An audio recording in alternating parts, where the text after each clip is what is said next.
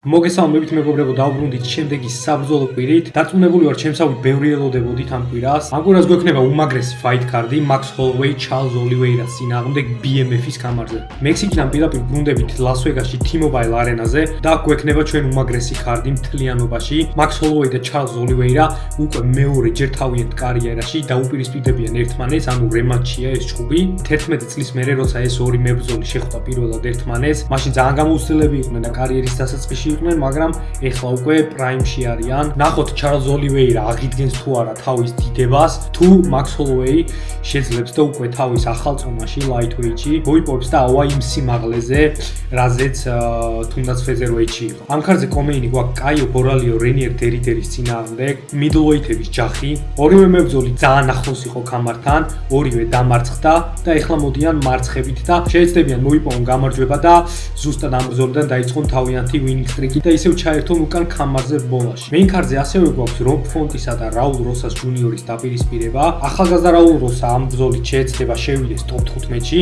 და წაიწიოს ნელ-ნელა კამრისკენ, მაგრამ მას ოპონენტად ყავს ურთულესი, ძალიან გამოცდილი, უმაგრესი მოკრივე Rob Font-ი. ნახოთ თუ წარმატებით გამოიყენებს Raul Rosa თავის ჭიდაობას Rob Font-ის წინააღმდეგ და თუ მოახერხებს ამ ბრძოლის მოგებას. ამ ქარდზე ასევე გვაქვს Drew Dober-ის და Michael Johnson-ის დაპირისპირება. წინასწარ გეტყვით, რომ ამ დაპირისპირებაში მგონია რომელიღაც აუცილებლად დაიძინებს. ნამოკლედ არ არის გასამაზი ეს ჭუბი. ასევე ქარდზე გვაქვს კიდევ ერთი რემატჩი, რომელიც გაიმართება გრეგორი როდრიგესა და ბრუნო ფერეირას შორის. პირველ ბრძოლაში ბრუნო ფერეირა ძალიან დიდი ანდერდოგი იყო და მოახერხა და გათიშა გრეგორი როდრიგესი. ნახოთ იგივეს თუ მოახერხებს ბრუნო ფერეირა უკვე რემატჩში. მოკლედ მთლიანობაში ძალიან კაი ქარდია და დავიწყოთ ნელ-ნელა განხილვა რა. ხო, სანამ ქარდის განხილვას დავიწყებ, გადავხედოთ წინა კვირის ქარდს UFC Mexicos. ჩვენ ფიქებს რო ჩავხედოთ, რეებიც ავირჩიეთ. 13 ფიქიდან 10-მა გაამართლა, როგორც ველოდი, როგორც თქვი წინა ვიდეოში. იმიტომ რომ ძირითადად ფავორიტები ავირჩიეთ, ძალიან დიდი ფავორიტები იყვნენ ქარდზე და ფიქრობდი რომ აუცილებლად წამოვიდოდა და იდეაში ასეც მოხდა. მხოლოდ 3 არ წამოვიდა, აქედან ერთი ანდერდოგი მქონდა, Silva de Andrade არჩეული. სიმართლე გითხრათ, კარგად დაიწყო, ვინც უყურეთ ჭუბს, თავიდან ნოკდაუნის მიცა Silva de Andrade-მა, მაგრამ მოგეხსენებათ 40 წლის არის ბენთემოიტის დივიზიონში და დაეთყო რა ეს სიბერე, ვერ დააფინიშა რეიესი და რეიესი მოიხოდა მერე და პირველი რაუნდის ბოლოს უკვე ერთი წამი იყო დარჩენილი რომ გააჩერა ჰერბმა ის ჭუბი და აქეთ დააფინიშა რეიესმა. ეგ იყო პირველი პროგნოზი, რომელიც ჩავარდა მაგ ქარდზე და შემდეგ იყო უკვე მეინ ქარდზე დენიელ ზელჰუბერმა წააგო გრინთან. მაგაზეც თქვი რომ გრინს შანსი ჰქონდა და ძალიან ჩვეულებრივად შეეძლო რომ მოეგო გრინს, დაემარცხებინა ზელჰუბერი და ესეც მოხდა. ხოლო რაც შეეხება მესამე ფიქს, რომელიც არ გამართლა, ეს იყო ბრენდონ მორენო, რომელსაც სიმართლე გითხრათ, ნახდად არ ველოდებოდი რა. აი ბრენდონ მორენოს ესეთ მარცხს ნახდად არ ველოდებოდი რა. როგორც თქვი წინა ვიდეოში, 80% თუ მაინც იქნებოდა მორენო მოიგებდა, მაგრამ არ გავდა საერთოდ მორენო თავის თავს იმ ჭუბში. სამწუხაროდ როგორც ვივარაუდე და როგორც თქვი, აცურო ტაირასთან გამოჩნდა და დაეთყო მორენოს ეს წლები თავისი სპორტში და აქაც გამოჩნდა რომ ის მორენო არ არის ადრე ვინც იყო, ანუ ჩემპიონი მორენო აღარ არის. მისი წლები წასულია. მე იმას არ ვამბობ რომ მაღალ დონეზე ვეღარ იჭუბებს და რაღაც მსგავსი, ანუ ჩვეულებრივად დაბრუნდება top 15-ში იჭუბებს კიდე ჩვეულებრივად, მაგრამ თავის თავს აღარ გავს რა. და აი ლონერ კავანამ 5 რაუნდიდან 4 მოუგო სუფთად. მეორეში დაჟერ ამის დაანოკაუტა. სიმართლე ვთქვა, კავანაც უფრო კარგად გამოიყურებოდა ვიდრე ველოდებოდი და მორენოც უფრო ცუდი იყო ვიდრე მეგონა რომ იქნებოდა. საბოლოოდ მაინც არ არის ცუდი შედეგი, 13 ბრძოლიდან 10-ის გამოცნობა. და აღარ გავაგრძელებ, ბევრს აღარ ვილაპარაკებ, ისეთი ბევრი არაფერი აღარ არის ალაპარაკო ამ ქარდზე და დავიწყებ პირდაპირ UFC 326, რასაც ძალიან მაგრა ველი და ველოდებოდი დიდი ხნის განმავლობაში და დარწმუნებული ვარ მარტო არ ვარ ამაში და კიდევ ბევრი ხართ თქვენც ვინც სულ მოუთმენად ელით ამ ქარდს. და მოკლედ დავიწყოთ ამ ბრძოლების განხილვა. თუმცა სანამ დავიწყებთ, თხოვნა მექნება, გამოვიწეროთ არხი და დავალაიქოთ ვიდეო. ამით თქვენ დამეხმარებით გაზრდაში და მეც мотивация მექნება, რომ უფრო ჩემი კონტენტი განავცო და გადავიღო უფრო მეტი ვიდეოები. ოკეი, დავიწყოთ ქარდის განხილვა. ვიწყებ ისევ თავიდან და ჩამოვალ ნელ-ნელა ქვემოთ. ესე ჯობია მე მგონი რა. წინაზე კარგად გამოვიდა და ესე ვიზავ ხოლმე, ესე გავაგრძელებ. მოკლედ main fight-ი გვაქვს Max Holloway, Charles Oliveira BMF-ის კამარზე. უკვე რემატჩი 11 წლის შემდეგ. აღსანიშნავია ის, რომ პირველად როცა იბრძოლეს ამ ორმა მებრძოლმა, მაშინ ძალიან ახალგაზრდები იყვნენ, კარიერის დასაწყისში იყვნენ და დიდად სანახაობრივი ჩხუბი არ გამოვიდა, იმიტომ რომ პირველივე რაუნდში დამთავრდა Charles Oliveira მხრის ტრავმა მიიღო. გაჩერდა უბრალოდ აღარ გააგრძელა ბრძოლა, ესე ხელი აუწია მსაჯს და უბრალოდ Holloway-ს აჩვენა, რომ მტკივაო რაღაცო და მსაჯმა გააჩერა მაშინვე ბრძოლა. როგორც შემდეგ თქვეს, Charles Oliveira-ს ჰქონდა რაღაც მძიმე მხრის ტრავმა და თვითონ Charles-ი და Charles-ის გუნდი იზახდნენ, რომ ექიმებმა გითხრეს, რომ დიდი შანსი იყო ამ ტრავმის გამო პარალიზებული დარჩენილიყო ჩარლზი საერთოდ ისეთი მძიმე ტრავმა იყო თუმცა რინგზე ექიმებმა როცა შეამოწმეს ჩარლზი ვერაფერი ვერ შეამჩნიეს ისეთი და ზუსტად ამის გამო მაქსი ბრძოლის შემდეგაც და თუნდაც ახალ ინტერვიუებში დღემდე ლაპარაკობს და ამბობს რომ ჩარლზმა ასე ვთქვათ დააფეიკა ის ტრავმა და არაფერი არ ჭირდაო მაგრამ მე მგონია მაინც არიზავდა ჩარლზი ტყუილა ანუ რატო დანებდებოდა თან კარგად დაიწყო ანუ როგორც ყველა ბრძოლაში ჭუბობს ხოლმე წინ მიდიოდა და ერთ მომენტში უბრალოდ მივიდა ოქტაგონის კედელთან და გაჩერდა რა. არ მგონია რომ უმიზეზოდ გაეკეთებინა და უმიზეზოდ გაეჩერებინა ჭუბი. თუმცა დიდი მნიშვნელობა არ აქვს, იმიტომ რომ იმის მერე იმ ბრძოლის შემდეგ ორივემ ძალიან დიდი სახელი მოიხვეჭეს. თავის დიდების გზას დაადგნენ, ასე ვთქვათ, მაქსი featherweight-ის ჩემპიონი იყო და ჩარლზი lightweight-ში ავიდა და იქ მოიპოვა წარმატება. ხო, იმის თქმა დამავიწყდა, რომ ის პირველი ჭუბი featherweight-ში იყო და ეხლა უკვე lightweight-ში შედგება ეს ბრძოლა. კარიერის უკვე ამ ეტაპზე ორივემ გაზარდა წონა, როგორც ძირითადად ხდება ხოლმე. ჩარლზი უფრო დიდი ხანია lightweight-შია. მაქსი ეხლახანს ავიდა და ჭუბობენ BMF-ის კამარზე, რომელიც იდეაში არ ეკუთვნის მაქს, ილიასთან წააგო მან და წესით უნდა დაეთმო კამარი, მაგრამ არ იყო მაშინ BMF-ის კამარი დადებული ილიასთან ჭუბის დროს, ასე რომ შერჩა მიუხედავად ილიასთან წაგების შემდეგ შერჩა მაქსის ეს კამარი და ჩარლზი შეეცდება წაახიოს ეხლა მას ვნახოთ რამდენად შეძლებს ამას. მათი პირველი ჭუბი შედგა featherweight-ში. იმის შემდეგ მაქსი ავიდა lightweight-ში, რაღაც მომენტში lightweight-შიც ჰქონდა ნაჭუბარი, მაგრამ დაბრუნდა ისევ feather-ში.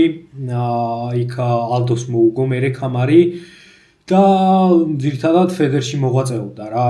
ხოლო ჩარლზმა Holloway-სთან პირველი ჭუბის შემდეგ გააგრძელა კარიერა featherweight-ში. ზოგ ბრძოლას იგებდა, ზოგს აგებდა, ნორმალურად მიდიოდა რა. მაგრამ ერთ მომენტში ავიდა lightweight-ში. პირველი ჭუბი ჩაატარა პოლ ფელდერთან. იმ ჭუბში წააგო, დამარცხდა, მაგრამ აი ზუსტად მაგ ჭუბის მერე არის ჩარლზის კარიერაში აი ეს მომენტი, რაღაც switch მომენტი რაც აქვს ჩარლზ და მაგის მერე იწყებს აი თავის ლეგენდარულ winning streaks 15 კაციან winning streaks აი ზუსტად ამ winning streaks-ში იგებს კამარს ჩენდლერთან და მერე აი ეს ლეგენდარული ბრძოლები უკვე ახლო მომავალია ყველას მე მგონი კარგად გვახსოვს დასტინ პორიესთან გეიჯისთან მოპოვებული ფინიშები ეს კამრების დაცვები და მოკლედ ამ 15 ბრძოლიან winning streaks ასრულებს ისლამ მახაჩევთან და შემდეგ მიდის 1-1-ზე რა, ერთ ბრძოლას იგებს, ერთ ბრძოლას აგებს, დამარცხდა არმანთან და ბოლოს უკვე ილიასთან არის გათიშული. ამ ორ მებრძოლს საერთო რაც აქვთ, ორივე არიან ძიმედ გათიშული ილიასგან. ჩემთვის ძალიან საამაყოა, რომ ესეთი ორი ლეგენდარული მებრძოლის ჭუბის განხილვას ვაკეთებ და მათი საერთო ის არის, რომ ორივე ყავს ქართველს გათიშული. ყველამ კარგად ვიცით და ყველამ კარგად იცის ილია რა მოვლენაცაა, მაგრამ მაინც სხვანაირად მიხარია მე. კაი სტილებს რაც შეეხება, მაქსი არის ის მებრძოლი, რომელიც ყურადღებას აქცევს თავის სტრაიკინგს და თავისი დარტყმების რაოდენობას რა. მაქსი არ არის მებრძოლი, ვინც ერთს დაგარტყავს და გაგთიშავს. მაქსი აგკენწლის 5 რაუნდის განმავლობაში, თუ გაუძლებ 5 რაუნდს, თუ არა და აი ამ კენწლის დროს რაღაც მომენტში იმ ხელა ზიანს მიიღებ, რომ უბრალოდ ვეღარ შეიძლება გაგრძელებას რა. ხოლო ჩარლზ ოლივეირას რაც შეეხება, ჩარლზი არის ბულდოზერი, გამოდის პირველ რაუნდში და ეგრევე წინ მოდის და ცდილობს გადაგიაროს თავისი მუხლებით, დაყვებით, პირდაპირ დარტყმებით. შეიძლება ძირს ჩაიყვანოს ოპონენტი და იქ გადაუვაროს ground and pound-ით, ან კიდე თავისი ჯიუ-ჯიტსუთი. ჩარლზის ჯიუ-ჯიტსუზე ბევრი ლაპარაკი არ არის საჭირო, იმიტომ რომ ყველამ ვიცით რა ჯიცერის არის. ზოგის თვალში საუკეთესო ჯიცერიც არის მთლიან UFC-ში. მას აქვს ყველაზე მეტი საბმიშენი UFC-ის ისტორიაში და ყველაზე მეტი ფინიში ასევე UFC-ის ისტორიაში და თუ არ ვწდები, ბონუსიც ყველაზე მეტი აქვს UFC-ში. ასევე ჰოლოვეის რეკორდ ბრეიქერია ჩარლზისნაირად. მაქს ჰოლოვეის აქვს ყველაზე მეტი მნიშვნელოვანი დარტყმების რაოდენობა UFC-ის ისტორიაში. ანუ ორი UFC-ის რეკორდ ბრეიქერის დაპირისპირება გვაქვს. რას ვფიქრობ ახლა უშუალოდ ამ ორ მებრძოლზე და როგორ ფიქრობ რომ უნდა წარიმართოს ეს დაპირისპირება? ფიქრობ ჩარლზი გამოვა და იქნება თავისი თავი, შეეცდება თავიდანვე აქტიურად და უხეშად შეუტიოს მაქს, რაც სწორი მგონია. ფიქრობ რომ ჩარლზმა არ უნდა შეცვალოს თავისი გეგმა და ის უნდა გააკეთოს რაც უყვარს და რაც ყველაზე კარგად გამოსდის, იმიტომ რომ ვიცით მაქსი თუ როგორი გამძლეა და თავიდანვე თუ რაღაც არ მოუხერხე მაქს, რაც დრო გავა, ნელ-ნელა უფრო აგიკრიფავს მაქსი რა. აი ეს ვნახეთ თუნდაც მაქსის ბოლო ბრძოლაში პორიესთან, პორიეს საპენსიო ჯგუფში. თავიდან მქონდა რაღაც წარმატებები პორიეს, მეორე რაუნდში ნოკდაუნიც გაუკეთა მაქს. მეორე რაუნდის პირველი ნახევარი კარგად დაიწყო მაქსმა, მაგრამ მეორე ნახევარში პორიემ ნოკდაუნი მიცა. თუმცა რაც უფრო გაგრძელდა ჯგუფები, მესამე, მეოთხე, მეხუთე რაუნდი აუკრიფა რა მაქსმა და ქულებით მარტივად დაამარცხა პორიე. თუნდაც გეიჯის ჯგუფში, გეიჯისაც მსგავსი რაღაც გაუკეთა, რაც უფრო დრო გადიოდა და ბოლო რაუნდები მოდიოდა, მაქსი უფრო კარგად გამოიყურებოდა და უფრო მაგრაციანდა გეიჯის. ხო და ვფიქრობ რომ ჩარლზმა თუ თავიდანვე ვერ მოახერხა და თავისი გეგმა ვერ განახორციელა, მერე ძალიან დიდი პრობლემები შეექმნება. მაქს თავის კარიერის ბოლო წლებში ცოტათ შეცვლილი აქვს თავისი სტილი, ისე წინ აღარ მიდის, უფრო შორს დგას. იმას არ ვამბობ რომ შემცირებული აქვს თავისი დარტყმების რაოდენობა, უბრალოდ ანუ წინ იმდენად აღარ მიდის, ისევ აგრესიულია, ოღონდ შედარებით უფრო დისტანციაზე ჭუბობს. ძალიან მაგრამ მუშაობს მაქსისთვის ესეთი გეგმა, რაც აქვს შემუშავებული. ანუ ეს ახალი სტილი. ფიქრობ ესე აგრესიულად თუ გამოვიდა თავიდანვე ჩარლზი და თუ გაუმიქსა, თუ ტეიქდაუნებზე შევიდა, ოღონდ აი როგორ სტილს ფიქრობ, იცი ჩარლზისგან. გეიჯისთან როგორი ჭუბიც აქვს ჩატარებული მსგავსი რა. ანუ დგომშიც უნდა წავიდეს წინ და დგომშიც უნდა შეაწუხოს მაქსი და თან უნდა გაუმიქსოს, ტეიქდაუნებზე შევიდეს. ჩაიყვანოს ძირს. თუ წამოუდგა მაქსი კიდე უნდა ცადოს ტეიქდაუნი, თან კლინჩი, თან ეს აგრესიული დაყვები, ყველაფერი უნდა გამოიყენოს საერთოდ და აი რაღაც მომენტში შეიძლება რაღაცაზე დაიჭიროს მაქსი რა, აი თუნდაც ძირს რო ჩავლენ, უცებ ზურგი აუღოს, ან მოკლედ რამეზე დაიჭიროს რა, თორე აი ესე ნელ-ნელა და ტექნიკურად და ტაქტიკურად გეგმა არ იმუშავებს რა მაქსთან, იმიტომ რომ მაქს თუ მიეცი აღდგენის საშუალება და ცოტა ფიქრის საშუალება, უეჭველი დაგჩაგრავს. ჩარლზმა უფრო აი ესე ჭუჭყიანად უნდა შეუტიოს, რაც ძალიან რთული მგონია ჩარლზისთვის ამ გეგმის განხორციელება და ზუსტად ამიტომ ძალიან დაბალ შანსს ვაძლევ ოლივეირას ამ დაპირისპირებაში. ლეგენდარული 10 წამი, ჯგუფის 10 წამამდე თუ მივალთ, რაც სიმართლე ვთქვა, დიდად არ მგონია მანამდე ფინიში იქნება, მაგრამ თუ მივედით, აი იქ იქნება სანახაობა რა. მაქსის ლეგენდარული 10 წამი, რაც უკვე ძალიან პოპულარული გახდა UFC-ში და რა ვიცი, მე მგონი ყველა ქარდზე უკვე ხედავთ ხოლმე მაქსის მოძრაობას, აი ოქტაგონის შუაში ესე რომ ანიშნებს, ყველა ქარდზე ვნახულობთ ხოლმე თითო ბრძოლაში ვიღაცა მაინც აკეთებს ხოლმე რა, იმდენად პოპულარულია უკვე და დარწმუნებული ვარ, ბევრი ელოდება მაგას ამ დაპირისპირებაში. პროცენტულად რო ვთქვა რა, უფრო კარგი გასაგები რო იყოს ჩემი პრედიქშენი ამ დაპირისპირებაში. ესე ვიტყვი რა, ფიქრობ ამ დაპირისპირებაში გვაქვს მხოლოდ 3 გზა, როგორ შეიძლება მორჩეს ეს ჭუბი. და ამ სამი გზიდან ორი გზა, ანუ ორი გამარჯვების მეთოდი მიდის მაქსისკენ. პირველი, ვფიქრობ თუ decision-ამდე მივიდა ეს ჭუბი, ანუ გადაწყვეტილებამდე თუ მივიდა, აუცილებლად მაქსი მოიგებს რა. უბრალოდ ვერ ვხედავ ჩარლზი არა ის მებრძოლი, რომ რაუნდები მოიგოს რა. 5 რაუნდი თან მით უმეტეს მაქსთან რა. 3 რაუნდი რომ მოუგოს მაქს, 5 რაუნდიდან უბრალოდ ვერ ვხედავ რა. თუ გადაწყვეტილებამდე მივიდა, იქნება მაქსი გამარჯვებული ჩემი აზრით. ანუ ეს არის პირველი ხერხი, რასაც მივცემდი 20%. მეორე იქნება ჩარლზ ოლივეირას საბმიშენი, რაც თქვია ის თავის გეგმა თუ შეასრულა ჩარლზმა, გამოვიდა და წარმატებით განახორციელა თავისი გეგმა და შეძლო მაქსთან გამიქსვა და მაქსის აი ამ ჭუჭყიან ორთაბრძოლაში ჩათრევა. ფიქრობ აქვს ჩარლზ შანსი რომ რაღაცაზე ძირს დაიჭიროს რა ჰოლოვეი და ან ზურგი აუღოს და ზურგიდან გათიშოს, ან თუნდაც კისერი აუღოს. ჩვენ ვნახეთ დასტინმა სცადა რამდენჯერმე ჰოლოვეისთან გილიოტინა და ვფიქრობ შეიძლება ოლივეირამაც რაღაც მომენტში დაუჭიროს კისერი მაქს და მოკლედ ეს მეორე ვარიანტი იქნება ოლივეირას საბმიშენი, რასაც ასევე 20%-ს მივცემდი, ანუ 40% უკვე შესრულდა და მესამე 60%-იანს უკვე და ყველაზე მეტად ანუ რაც მგონია არის მაქს ჰოლოვეის late round knockout-ი. ანუ ყველაზე მეტად ვფიქრობ რომ თავიდან გადაიტანოს ოლივეირას ქარცეცხლი ჰოლოვეი თვითონ შეუტიოს და ნელა თვითონ უფრო აუკრიფოს,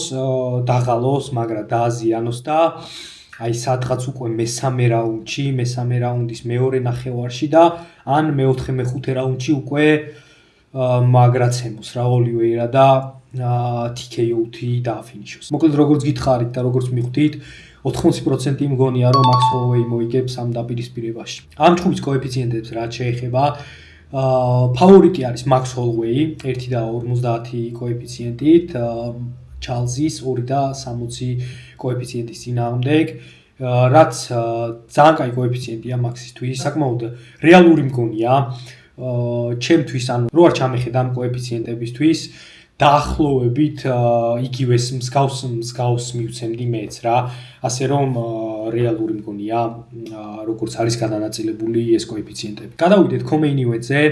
კაიო ბორალიო რენერ დერიდერის წინააღმდეგ middleweight-ის ბაუთი იქნება. კაიო ბორალიოზის მერვე ნომრად middleweight-ში, ხოლო დერიდერი მეცხრე ნომერია. აღსანიშნავია ის ფაქტი, რომ ორივე მებრძოლი მარცხით მოდის, ასე თუ ისე ახლოს იყვნენ კამართან, ორივეს ძალიან კაი სტრიკი ჰქონდა. ბორალიოს გაუჩერა თავისი ეს სტრიკი იმავეობმა, რომელმაც დიდი ალბათობით 5-ვე რაუნდი მოუგო, რასაც სიმართლე გითხრათ არ ველოდებოდი. თუმცა ასე თუ ისე მაინც კარგად გამოიყურებოდა, უბრალოდ ვერაჯობა იმავე. ამ დროისთვის უკეთესი მებრძოლია, როგორც გამოჩნდა ბორალიოზე, ხოლო დერიდერის ბოლო ბრძოლას რაც შეეხება, დერიდერის ბოლო ბრძოლა სულაც არ გამოიყურება კარგად. მან ეს მარცხი ჩაიწერა ბრენდან ალენთან, რომელთანაც თავიდან კარგად გამოიყურებოდა, პირველი რაუნდი გადაუარა ბრენდან ალენს, დიდი ალბათობით 10-8 შეიძლება ყოფილიყო, უბრალოდ ზიანი არ მიუყენებია ბევრი, მაგრამ ანუ აკონტროლა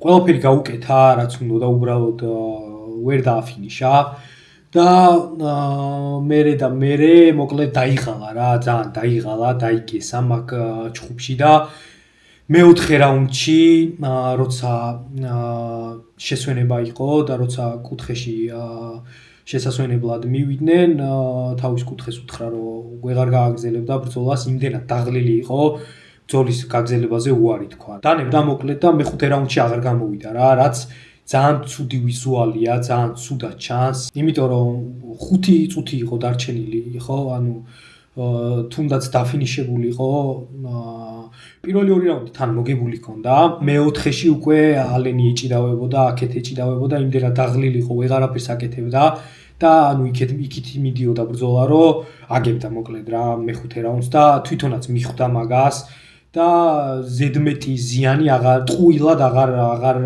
მიიღო რა და მაგიტო დანებდა. თან ვეღარ სუნთქავდა რა, იმენა ძალიან დაღლილი იყო მოკლედ. რაც ძალიან ცუდი ვიზუალია მებრძოლისთვის რა, იმიტომ რომ ჩვენ მაგიტო გვიყვარს ეს ბრძოლები და მებრძოლებს მაგიტო ვაფასებთ, რომ ანუ ესეთი გულით გამოდიან და აჩვენებენ ხოლმე თავის გულს. მაგის გამო ძალიან ცუდი გამოხმაურება მოყვა ფანებისგან. თუმცა, უნდა ვთქვათ ის, რომ ერთი წლის განმავლობაში დერიდერისთვის იყო ეს მეოთხე ურთაბრძოლა. უნდა აღვნიშნოთ ის ფაქტი, რომ დერიდერი დამწონითი კატეგორიაში ბრძოლისთვის ძალიან დიდ წონას იკლებს რა, ანუ ძალიან ბევრს იკლებს და უბრალოდ გადაიღალა მისი ორგანიზმი ძალიან გადაიღალა, ძალიან გადაიტვირთა მოკლედ და გადაიწვა. თვითონ რასაც ამბობს, ეს იყო იმის მიზეზი, რაც დაემართა. ჩხუბის შემდეგ თვეები როცა გავიდა, ინტერვიუებში დერიდერი ილაპარაკობდა, რომ ბრძოლის შემდეგ პირველი 1-2 თვე იმდენად ცუდ მდგომარეობაში იყო, ანუ იმდენად დიდი ზიანი ჰქონდა და იმდენად გადამწვარი იყო ორგანიზმი, რომ თუნდაც აი კიბეებზე ასვლის დროს ვიღლებოდიო რა. ვარჯიშზე ხო, ანუ ზედმეტია ლაპარაკი, ყოველი ვარჯიშის დროს ვეღარ სუნთქავდიო, ვაფშე კარდიო არ მქონდაო. იძახის რომ ყველაფერი კარგადაა, ეხლა გამოსწორებულია და მზადა უკვე რომ დაბრუნდეს. სტილისტიკურად რო შევხედოთ ამ ჩხუბს, ორივე ასე თუ ისე გრეპლერები არიან. დერიდერს უფრო აქვს თავისი სტილი ჭიდაობაზე და შემდეგ უკვე აი მებრძოლის ძირს დაფინიშებაზე აწყობილი, ვიდრე ბორალიოს, თუმცა ბორალიოც არ ჩამორჩება სკილებში დერიდერს გრეპლინგის სკილებში. ხოლო დგომს რაც შეეხება, მე ვფიქრობ, რომ ბორალიო ჯობია დერიდერს დგომში. ჩვენ ნახეთ დერიდერის წინა ჩხუბში, თავიდან სანამ დაიღლებოდა თუ რა კარგად და რა მაგრა ეჭიდავებოდა ალენს დერიდერი, მაგრამ ასევე უნდა ვთქვათ ის, რომ ბორალიოს აქვს ჩატარებული გრეპლინგ მეჩი ალენთან UFC-ს გარეთ და საკმაოდ კარგად გამოიყურებოდა, მოიგო ის დაპირისპირება, კარგად აკონტროლა ძირს ალენი დერიდერის მსგავსად და იმ დაპირისპირებაში ნახეთ, რომ გარდსაც დებოდა მშვენივრად ბორალიო და აკონტროლებდა კიდევაც ალენს. ეს ყოველივე გვაძლევს მიზეზს, რომ ვიფიქროთ ის, რომ დერიდერი იგივეს ვერ გაუკეთებს ბორალიოს, რასაც ალენს უკეთებდა თავიდან. ვფიქრობ, ბორალიო მოახერხებს და ამ ბრძოლას გააჩერებს ფეხზე, იმაზე მეთხანს, ვიდრე დერიდერს უნდა და თუ ასე მოხდება, მგონია ბორალიო დაამარცხებს დერიდერს ამ დაპირისპირებაში. გადავიდეთ შემდეგ ჩხუბზე, რაც გვაქვს რობ ფონტი, რაულ როსა ჯუნიორის წინააღმდეგ. რაულ როსა უკვე საკმაოდ ცნობილი UFC-ში 21 წლის ძალიან ახალგაზრდა მებრძოლი და ყველაზე ახალგაზრდა მებრძოლი, ვინც გააკეთა დებიუტი UFC-ში, მექსიკელი პროსპექტი, რომელიც გამოირჩევა თავისი გრეპლინგით. როსას ჯუნიორი არის ის მებრძოლი, რომელსაც თავისი მთლიანი სტილი აქვს აწყობილი თავის გრეპლინგზე. რაც მე ძალიან მომწონს, ვინაიდან მეც გრეპლერი ვარ. ნახეთ ჩვენ წინა ჩხუბი ვინს მორალესთან, რაც იჩხუბა რაულ როსამ. აკონტროლებდა, თუმცა ყველა რაუნდში ვინს მორალესი უძრებოდა პოზიციებიდან, დიდად ვერ აკონტროლებდა ძირს როსას ჯუნიორი მას და ამ სკრემში ითრევდა მორალესი და ეგ კი არა, რამდენჯერმე ძალიან ღრმა საბმიშენში წყავდა თვითონ რაულ როსა ჩათრეული, რაც დიდად არ მომეწონა. თუმცა არ ვფიქრობ, რომ მსგავსი საბმიშენ ეთიკების შეტევითი საბმიშენების გაკეთება შეეძლოს რობ ფონტს რაულ როსას წინააღმდეგ, ეგ კი არა. ძირს მგონია რაულ როსამ თუ მოახერხა მისი ჩაყვანა და გაკონტროლება, არ მგონია ბევრი პასუხი ჰქონდეს რობ ფონტს მასთან, მაგრამ რობ ფონტს აქვს ძალიან კარგი წამოდგომები, იცის თუ როგორ უნდა წამოუხტეს უცებ და არ გაუჩერდეს ძირს, მით უმეტეს იცის ეხლა რომ რაულ როსას გეგმა რაც იქნება და ნამუშავები ექნება ამაზე. თან ნანახი გვაქვს ჩვენ რობ ფონტის ბრძოლებში, იმიტომ რომ მას აქვს არაერთი ბრძოლა მოჭიდავესთან, აი თუნდაც ყველაზე მეტად რაც მახსენდება, კაილერ ფილიპსთან დაპირისპირება. პირველ რაუნდში კაილერ ფილიპსი გამოვიდა და ჭიდაობით სუფთად მოუგო პირველი რაუნდი რობ ფონტს. თუმცა მეორე რაუნდში ვეღარ მოახერხა ეს და მეორე და მესამე რაუნდი უკვე პირწმინად მოუგო რობ ფონტმა და დარჩა გამარჯვებული მაგ დაპირისპირებაში რა. ასევე ჯინ მაცუმოტოსთანაც სპლიტით აქ მოგებული.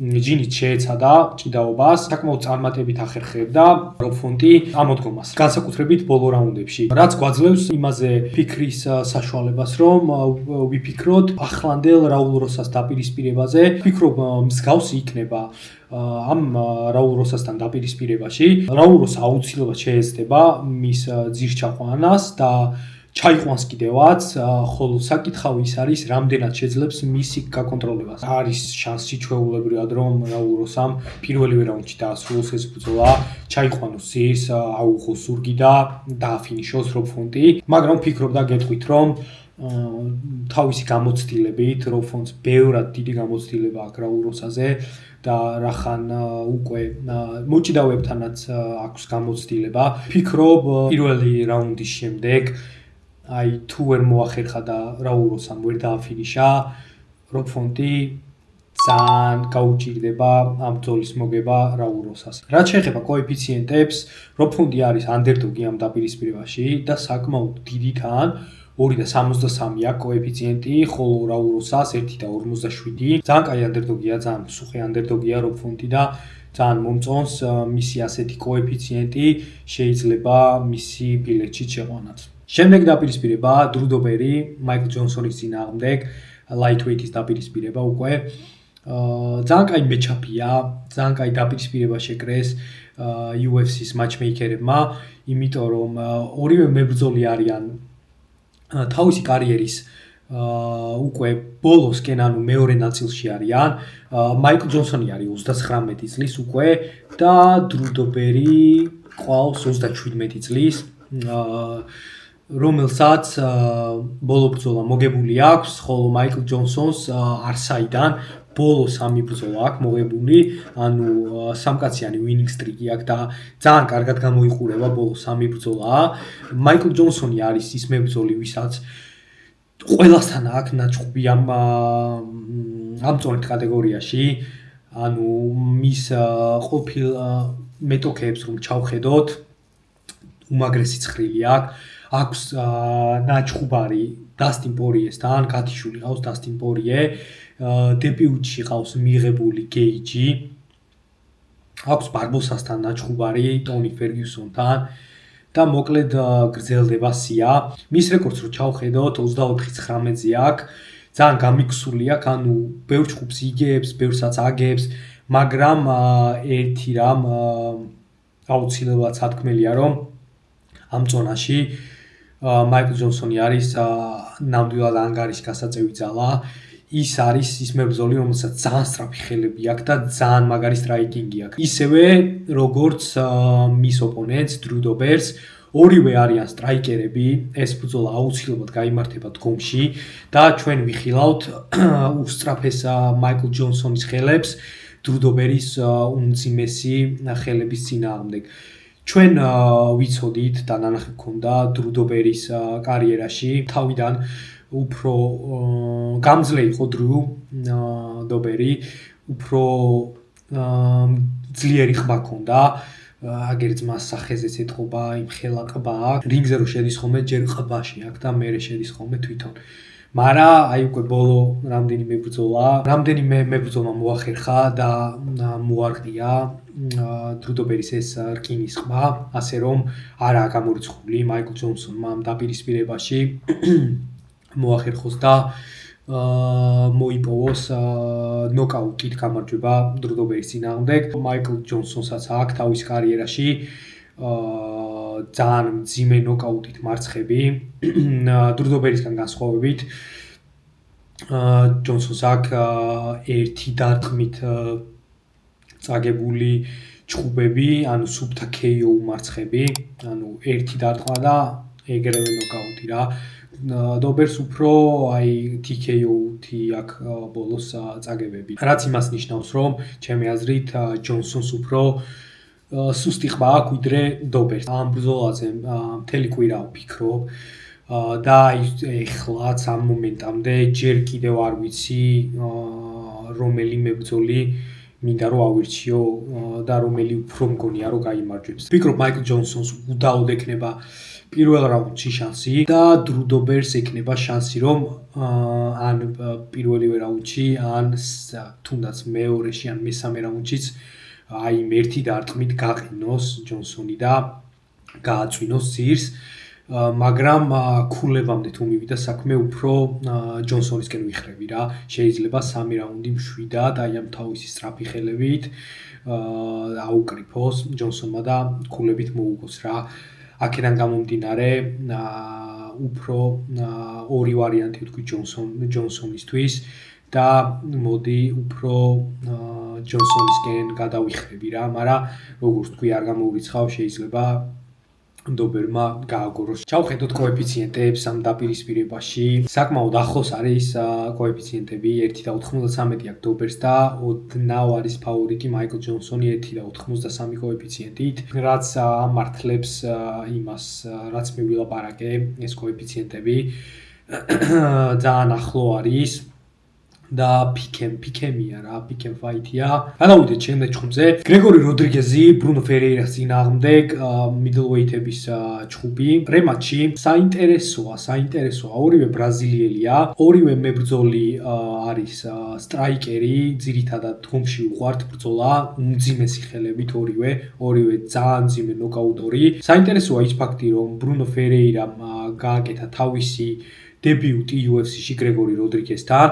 ძალიან დიდი ანდერდოგი იყო, გამოვიდა და მიათიშა გრეგორი როდრიგეზი. პირველი რაუნდის ბოლო იყო. კარგად გამოიყურებოდა გრეგორი იმ დაპირისპირებაში, აწვებოდა, პრესავდა, როგორც უყვარს ხომე გრეგორის ძირითადად როგორც გამოდის ხომე თავის ორთა ბრძოლებში, წინ მიდიოდა, ხოლო ბრუნო უკანა ფეხზე ჩხუბობდა და აი ზუსტად ნოკაუტიც უკან წასვლის დროს, როცა გრეგორის მიმწყდეული ყავდა კედელთან, ოქტაგონის კედელთან ფერეირა, აი მაგ დროს ჩაუსვა ბრუნო ფერეირამ და უგონოდ გათიშა გრეგორი როდრიგეზი, რასაც ნახდად არ ველოდი, თან მახსოვს მაშინ ბილეთშიც მყავდა, ბილეთის მეწერა როდრიგეზე, რობოკოპზე და მაგრა გამიტყდა, მაგრამ მაგის შემდეგ ბრუნო ფერეირამ საკმაოდ კარგად წარმართა თავისი კარიერა, მხოლოდ ორი წაგება აქვს, 5 მოგების წინააღმდეგ. ხშირად იღლება ხოლმე მესამე რაუნდში.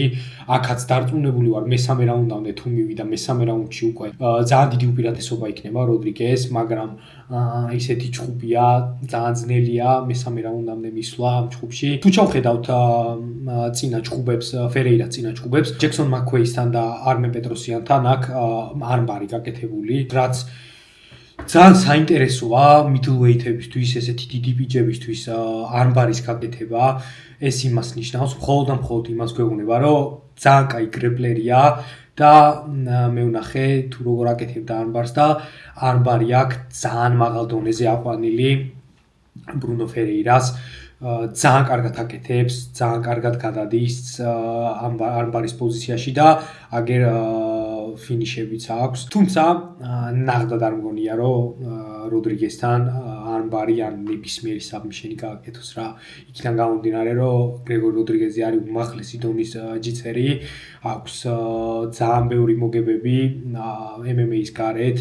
ჯიუ-ჯიტსუდან არის საერთოდ გადმოსული და ძალიან ბევრი ორგანიზაციის ჩემპიონი იყო, ასე რომ თუ გრეპლინგში წავა ეს ბრძოლა დაჟე უპირატესობას გრეგორის ვაძლევ. მაგრამ დიდად არ არის ხოლმე ინიციატორი გრეგორი, არც ფერეირა მგონია რომ დაუწყებს გრეგორი როდრიგეს კიდაობას და გრეპლინგის გასვლებში ჩათრევას, ასე რომ ისევ დგომში გაიმართება ეს ჩხუბი და დიდი ალბათობით რომელიღაცა მებრძოლი დაიცილებს. კოეფიციენტებს რო ჩავხედოთ, ფავორიტია რობოკოპი, ისევე როგორც თავის პირველ ჩხუბში.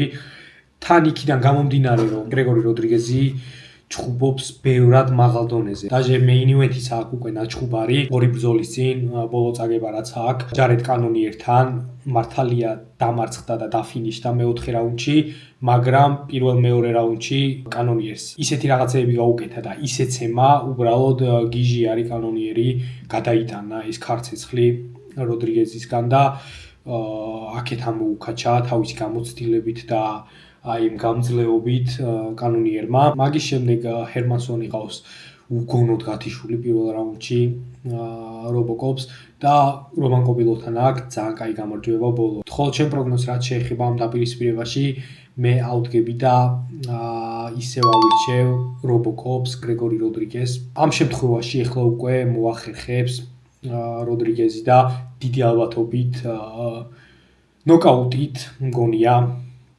მოუგებს ბრუნო ფერეირას. შემდეგი ჩხუბი კოდი გარბრანტი ლონგ შაოს წინააღმდეგ. კოდი ყოფილი ჩემპიონი MMA ფანებისთვის ძალიან საყვარელი მებრძოლი, თავის სტილიდან გამომდინარე და თავის პერსონადან გამომდინარე, ძალიან სწრაფი ხელებით, ძალიან სწრაფი დარტყმებით და აი ფუტვორკით განსაკუთრებული რაც აქვს კოდის, რითაც გაგვაცნო თავი და რითაც იდეაში მოიპოვა კამარი. უკვე კარიერის ბოლოს იმყოფება კოდი, ეთყობა მეჩაპსეც თუ ვისთან აქვს ბრძოლა ჩინელ ლონგ შაოსთან, რომელსაც 27-10-ზე აქვს თავისი რეკორდი. ხედავთ უკვე რომ კოდი არც თუ ისე მაღალ ლეველზე ჩხუბობს ბენთემოითის დივიზიონში. ცოტათი საწყენია ის თუ როგორ წაიმართა კოდი გარბრანტის კარიერა, იქიდან გამომდინარე რომ ძალიან ცნობილი იყო იმ მომენტში, როცა ჩემპიონი გახდა და ძალიან დიდ იმედებს ამყარებდა ხალხი მასზე და ძალიან დიდი ფანების რაოდენობა ყავდა მაგ პერიოდში კოდის. კარიერის ბოლოს არის, 2 მარცხით მოდის უკვე და მოგება ბოლოს რაც აქ ბრაიან კელეჰერთან ნოკაუტით 2023 წელს, მაგრამ არაფერს არ ნიშნავს ეს ჩხუბი, ეს მოგება ბრაიან კელეჰერი სად არის ეხა კაცმა არ იცის. მისი მეტოქე არის ჩინელი მებრძოლი, რომელსაც კონტრაქტი აქვს მოპოვებული Road to UFC-დან. ბოლო ჩხუბი წაგება აქვს მასაც კოდისნაირად, თუმცა ერთი გამარჯვება აქვს UFC-ში მოპოვებული ქუანგლის წინააღმდეგ. ბოლო ჩხუბი არც თუ ისე ცუდი იყო. სამივე მსაჯმა მისცა მის ოპონენტს სუ იანგიუს ის ჩხუბი, მაგრამ კარგად იჩხუბა, ვფიქრობდი შეიძლებოდა მისთვისაც მიეცათ ეგ ჩხუბი, მაგრამ წააგო საბოლოო ჯამში. თუმცა ძალიან კაი სტრაიკერია, დგომში უყვარს ჩხუბი. ძირითადად მისი ჩხუბები დგომში წარიმართება ხოლმე რა. ბევრს ვერაფერს ვერ ვილაპარაკებ მასზე. სტილისტიკურად რო ჩავხედო ამ დაპირისპირებას, მგონია რომ მარტივი არ უნდა იყოს კოდისთვის ამ ბრძოლაში გამარჯვება, მაგრამ წესით უნდა მოახერხოს რა. კოდი არის ანდერდოგი, 2.18-ია კოეფიციენტი, 1.66-ის წინააღმდეგ, ლონგ შაოს 1.66 კოეფიციენტის წინააღმდეგ. ვფიქრობ თუ არა რომ უნდა იყოს ანდერდოგი კოდი, შეიძლება ხო, რა ვიცი. ბუკმეიკერები ასე ფიქრობენ, მაგრამ მე მაინც ვიტყვი და პროგნოზს გავაკეთებ, რომ კოდი მოახერხებს და სამ რაუნდში ქულებით დაამარცხებს შაო ლონგს. შემდეგი დაპირისპირება დონტე ჯონსონი, დაუმარცხებელი მებრძოლი 7-0-ზე რეკორდით, კოდი ბრანდეჯის წინააღმდეგ, რომელსაც არც თუ ისე სახარბიელო რეკორდი აქვს თავის ოპონენტისგან განსხვავებით, 11-8-ზე აქვს, 11-8-1 აქვს. ძალიან უცნაური მებრძოლია კოდი ბრანდეჯი, არ დაგიმალავ და გეტყვით. და ერთადერთი მებრძოლია ჯერჯერობით, ვისაც 2026 წელს უკვე მეორე ჩხუბს ატარებს. ჩაატარა ამ წლის პირველ ქარtზე ჩხუბი კემ როსტონთან ავსტრალიის ქარtზე. ისაც გაქვთ ნანახი ჩემი წინა ვიდეოები, პრედიქშენი გაკეთებული მაქვს ამ დაპირისპირების. დამარცხდა მეორე რაუნდში TKO-ით. თუმცა მთლიანობაში UFC საკმაოდ დადებითად არის განწყობილი როგორც ჩანს ბრანდეჯის მიმართ, იმიტომ რომ ამდენი წაგების შემდეგ მაინც არ ანთავისუფლებს. თუმცა ისიც უნდა ვთქვათ, რომ არც აძლევენ მარტივ ბრძოლებს. აი ეხლაც რომ შევხედოთ, დონტე ჯონსონი მიცეს უბრალოდ მონსტრი. დონტე ჯონსონი არის ის მებრძოლი, ვინც მოიპოვა კონტრაქტი დანა ვაიტის კონტენდერ სერიებში, თუმცა საინტერესოა ის, რომ მან ეს კონტრაქტი მოიპოვა heavyweight-ში ბრძოლის დროს. ანუ heavyweight-ში ჩხუბა, heavyweight-ის ტიპზე ჩხუბა და პირველ რაუნდში გათიშა. ისეთ ჯანზეა და ისეთი მძიმე დარტყმები აქვს, რომ ანუ heavyweight-ში, მძიმე ზონაშიც კი თიშავს ხალხს. მას შემდეგ უკვე როცა UFC-ში მოვიდა, ჩამოვიდა თავის ზონაში, რაც არის მისი ნაღდი ზონა middleweight-ი და Cedric Dumas-ი მეორე რაუნდში გილიოტინით დააფინიშა. თან ისე დააფინიშა, რომ ანუ თვითონ გაუკვირდა საჭმარო გააჩერა და რო დათაფა Cedric Dumas-მა, იმიტომ რომ ანუ ძალიან არც უჭერდიო რა, ცოტა გაკვირვებული იყო რა, იმდენად ცხოველია. ყავს ხოლმე UFC-ში მსგავსი მებრძოლები, სანამ მიიღებენ ნამდვილ ტესტს, მანამდე მხოლოდ აი თავისი ჯანის და ათლეტურობის ხარჯზე, რომ top 15-ის გარეთ მებრძოლებს უეჭველი გადაულიან რა. და აი ზუსტად იგივე დაპირისპირება არის, იგივენაირად ხედავ მე ამ ჯგუფს. ანუ სხვა ვერაფერს ვერ ვხედავ ამ დაპირისპირებაში, რომ სხვანაირად წარიმართოს ეს ჯგუფი. გამოვლენ ორივე, დონტე წავა წინ, შეუტევს და რაღაც მომენტში დაიჭერს და დაანოკაუტებს კოდი ბრანდეს რა. თან კოდი ბრანდეჯი არის ისეთი მებრძოლი და მის არაერთ ჯგუფში გვაქვს ნანახი, თავიდან გამოდის, კარგად გამოიყურება, აი თუნდაც თავის ბოლო ბრძოლაში კამ როუსტონთან. პირველ რაუნდში კარგად დაიწყო, დაჟე რაღაც მომენტში ატკინა კიდევაც როუსტონს, რაღაც მომენტში ცოტათი დააზიანა, მაგრამ აი მერე რომ მიხვდა რომ ვეღარაფერს ვერ უშვებოდა და ვერ აფინიშებდა, გაჩერდა, ანუ ვეღარაფერს ვეღარ აკეთებდა რა. და შეაჯდა და მიყვა კამ როუსტონი და დააფინიშა. ზუსტად იგივე მოხდება თავიდან ვითომ რაღაცას წაიფართხუნებს ამ დაპირისპირებაშიც ბრანდეჯი და მერე ჯონსონი რაღაცას მოარტყავს და დააფინიშებს. კარდის ყველაზე დიდი ფავორიტი არის დონტე ჯონსონი ამ დაპირისპირებაში და საკმაოდ სამართლიანად, ჩემის აზრით, 1-13 აქვს, 5-60 კოდი ბრანდეჯის კოეფიციენტის წინააღმდეგ და ჩემი პროგნოზი იქნება დონტე ჯონსონის KO კოდი ბრანდეჯის წინააღმდეგ. გადავიდეთ შემდეგ ჯგუფზე, რაც გვაქვს ალბერტო მონტესი რიკი ტურსიოსის წინააღმდეგ.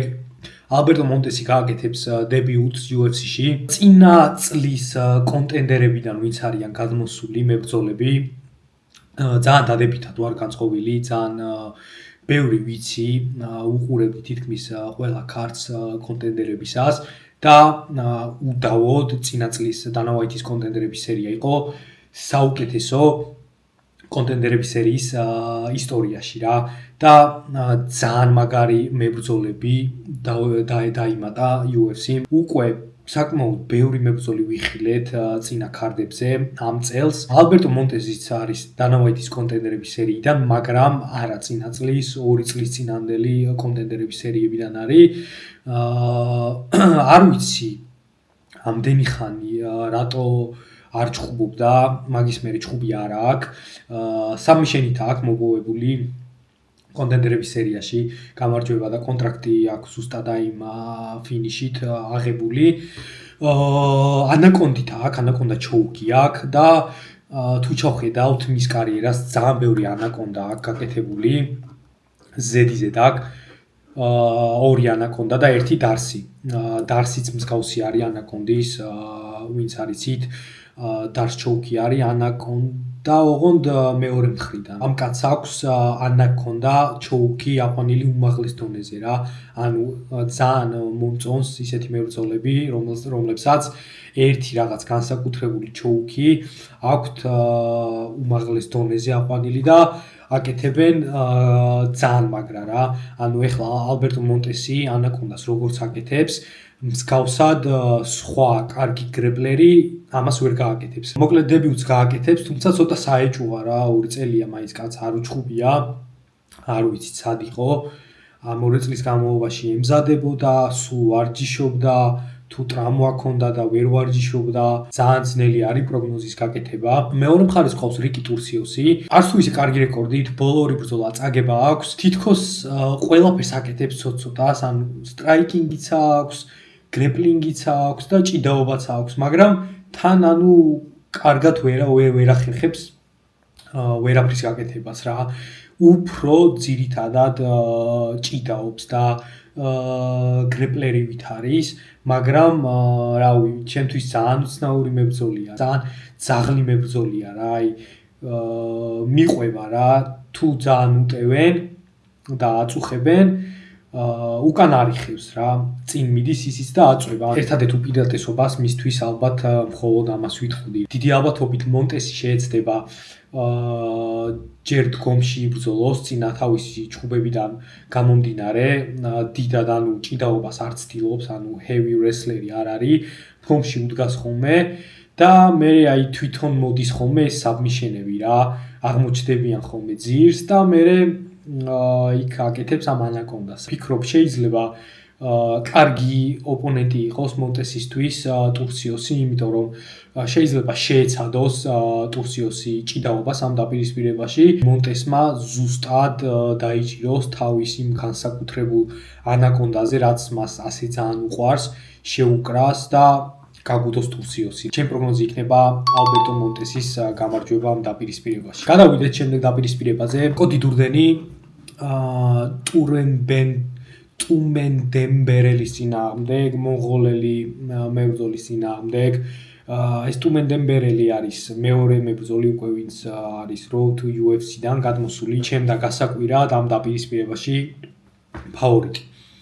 არის ფავორიტი რომ მოუგებს დურდენს. ტუმენ დემბერელი ისეთი მებრძოლია რომელსაც უყვარს დგომში გაცვლებში შესვლა და აქ საკმაოდ ბევრი ნოკაუტი თავის კარიერაში ან თუ ნოკაუტები არ აქვს ჯერ დგომში აზიანებს ხოლმე მეტოქეს და შემდეგ პოულობს საბმიშენს მიწაზე. დაზიანებულ ოპონენტს ადვილად აფინიშებს ძირს და ზუსტად ეს არის ფაქტორი დიდი ალბათობით იმისა, რის გამოც ხალხი ფიქრობს, რომ ის მოახერხებს კოდი დურდენის დამარცხებას რა.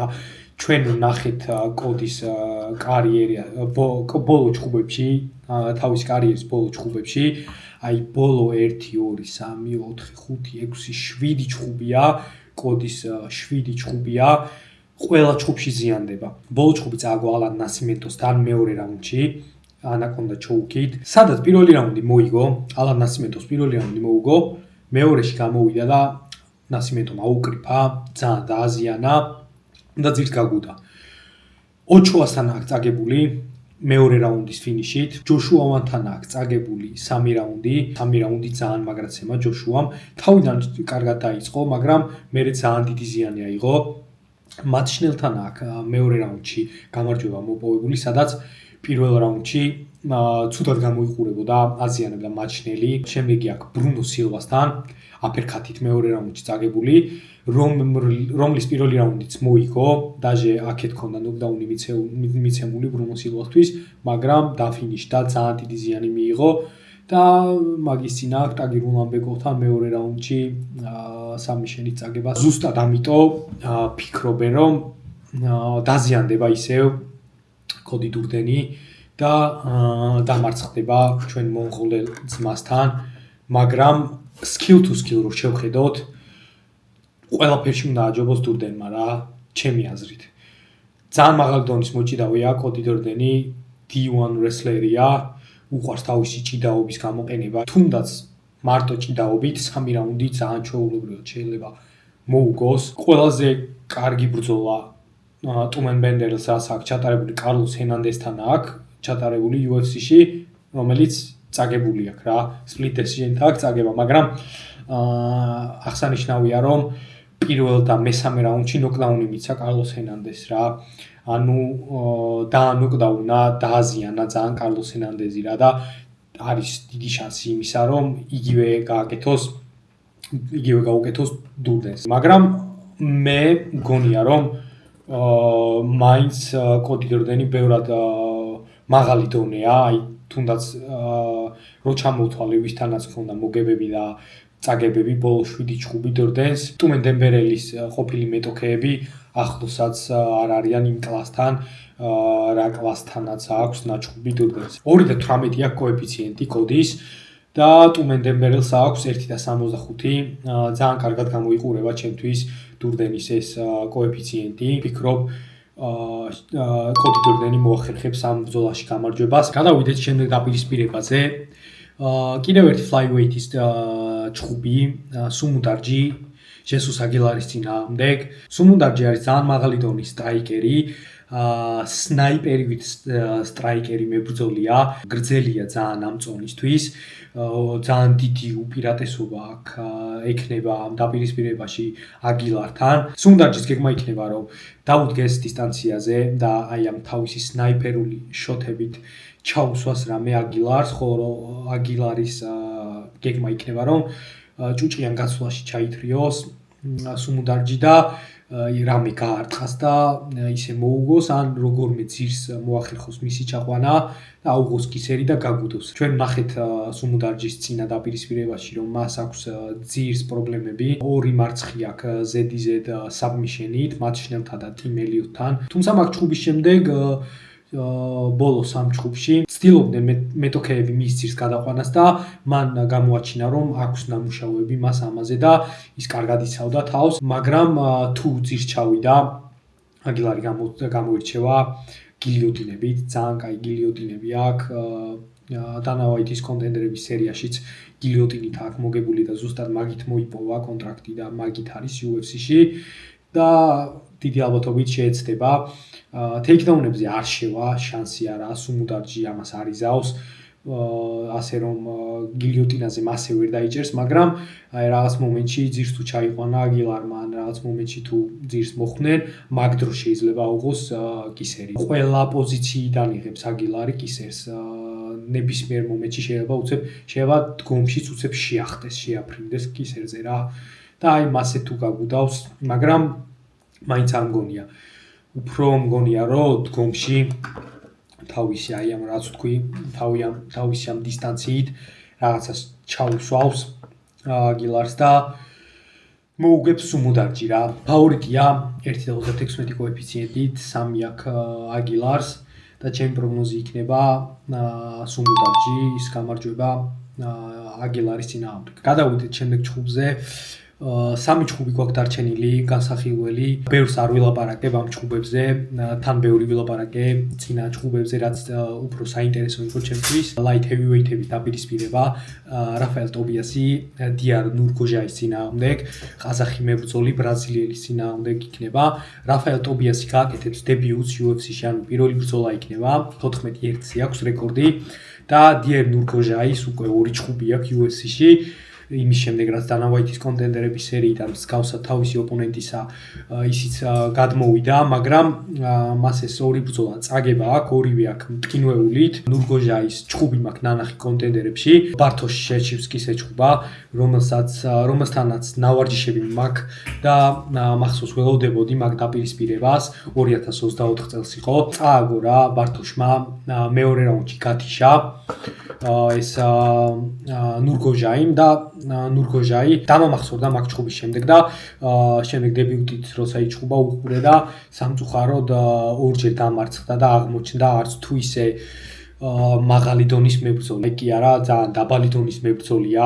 ძალიან მეწყინა ბართოშს რომ მოუგო, თავისუფლად შეეძლო ბართოშს ეგ ჩხუბი თავისკენ წაიყვანა. მეორე მხარეს რაც შეეხება რაფაელ ტობიასი, მას საპირისპიროდ აქვს ზუსტად საბმიშენით, რეარ ნეიქედით მოგებული კონტენდერებში და მაგით აქვს მოპოვებული ეს კონტრაქტი. აქვს კარგი გრეპლინგიდან ისეთი, ანუ ზურგი აუღო მეტოქეს და ჰუკებით არც ხავდა კარგად გაკონტროლებული, მაგრამ იმდენად კარგად ქონდა ხელები შეკრული და იმდენად მძიმე იყო მისი ჩოუქი, რომ დააფინიშა და აი ზუსტად ეს მაძლევს იმაზე ფიქრის საშუალებას, რომ იგივე შეიძლება მოხდეს ამ დაპირისპირებაში. ეს არის ნურგოჟაის სისუსტე და ტობიასის უპირატესობა. ბევრი ფიქრი არ ჭირდება ჩემი აზრით ამ ჩხუბს. კოეფიციენტებში გვაქვს 1.54 აქვს ტობიას. ძალიან კაი კოეფიციენტია 2.75-ის წინააღმდეგ და მგონია რომ ბევრი ლაპარაკის გარეშე რაფაელ ტობიასი უნდა დარჩეს ამ დაპირისპირებაში გამარჯვებული. შემდეგი ჩხუბი ბენთემვეითებში გვაქვს გასტონ ბოლანიოსი ჟონგ იონგ ლის წინააღმდეგ. გასტონ ბოლანიოსი ვიცით და გვახსოვს იქიდან რომ ილიას გავს მაგრად, ილია თოფურიას კოპირება ძალიან მაგრა გავს ოქტაგონზეც ძალიან აგებულებითაც ძალიან მაგრა გავს და სახეზეც ძალიან მაგრა გავს რა და ხშირად ეძახიან ხოლმე ილია თოფურიას ტემუს ვერსიას 8-5-ზე აქვს ბალანსი ამ დაპირისპირებაში ხვდება კორეან ტაიგერს ძალიან კაი სტრაიკერია დგომში მართლა ძალიან კარგად ჩხუბობს ფიქრობ კორეან ტაიგერმა ამ დაპირისპირებაში ბოლანიოს უნდა მოუგოს მივადექით ბოლო დაპირისპირებას ლუკ ფერნანდესი როდოლფო ბელატოს წინააღმდეგ ეს იქნება პირველი ბრძოლა ქარდზე, ანუ ერლი პრელიმების პირველი ჩხუბი და ლუკ ფერნანდესი არის კიდევ ერთი მებრძოლი დანა ვაითის კონტენდერების სერიიდან ამ ქარდზე. ძალიან ბევრი ესეთი მებრძოლი დაგვიგროვდა უკვე, რაც ქარდის ქვემოთ ჩამოვედით. თუმცა ლუკ ფერნანდესი არის ის მებრძოლი, რომელიც არის წინა წლის დანა ვაითის კონტენდერების სერიიდან, იმ წინა წლის რაც ვილაპარაკე, რომელიც ძალიან მომწონს. 6-0-ზე აქვს ბალანსი და უმარცხებელია და პირდაპირ ძალიან კაი ტესტი დაახვედრეს დებიუტში. ლუკ ფერნანდესი არის ამერიკელი, ფილიდან არის, ფილადელფიადან არის. კეიჯ ფიურიში მოღვაწეობდა მთელი თავისი კარიერის განმავლობაში და ცალკე აქვს გრეპლინგის მატჩებიც ჩატარებული, რაც ძალიან მომწონს. ძალიან ახლოს არის შონ ბრედის თიმთან, ანუ ვარჯიშობს ხოლმე მარკეზ MMA-შიც. ძალიან კაი გრეპლინგი აქვს. რაც light heavyweight-ისთვის ძალიან კაი სკილია, ასე მგონია. თუმცა კონტრაქტი აქვს მოპოვებული პირველი რაუნდის ნოკაუტით 15 წამში, პირველ 15 წამში გამოვიდა და მიაძინა ძალიან მარტივად თავისი მეტოქე. მგონია მოახერხებს ლუკი და გამიქსავს თან ეჭიდავება ბელატოს. მართალია ბელატო კარგია ძირსაც მაგრამ სულ რომ არაფერი აჩვენებს მაინც იმას რომ შეუძლია მისი ძირს ჩაყვანა და შემდეგ თავისი ხელებით დგომში ფიქრობ ბელატოს დაამარცხებს 1.45 აქვს კოეფიციენტი ფავორიტია ფერნანდეზი 2.68 აქვს ბელატოს და აქაც ბევრს არ ვილაპარაკე პირდაპირ ვიტყვი ჩემ პროგნოზს მგონია ლუკ ფერნანდეზი გაიმარჯვებს როდოლფო ბელატოს წინააღმდეგ სულ ეს იყო ჩვენი UFC 326-ის პროგნოზები. საერთო ჯამში ძალიან კაი ჩხუბებია. არის ისეთი ბრძოლები, სადაც გონია რომ ანდერდოგებს ძალიან დიდი შანსი აქვთ. მიხვდებოდით ალბათ ჩემი ლაპარაკიდან გამომდინარე. ავირჩიე რამდენიმე ანდერდოგი. თუ მოგეწონათ ვიდეო, გამოიწერეთ ჩემი არხი აუცილებლად და დალაიქეთ ვიდეო. ნელ-ნელა ვიზრდებით ჩემ წინა პრედიქშენის ვიდეოს ქონდა ყველაზე მეტი ნახვა აქამდე რასაც ქონია კომენტარებიც იყო და მოკლედ ნელ-ნელა ვიზრდებით დამიწერეთ კომენტარებში რას ფიქრობთ საერთოდ ამ დაპირისპირებებზე ამ ჩხუბებზე როგორ მოგწონთ რას ფიქრობთ ჩემ პროგნოზებზე დავბრუნდები შემდეგ კვირას რა თქმა უნდა განვიხილავ მომავალ Fight Night-ის კარტს და თან შევხედავ და გადავავლებთ თვალს 10 უკვე გავლილ ჩვენ UFC 326. მოკლედ წავედი და შევხვდებით მომავალ კვირას. Peace out.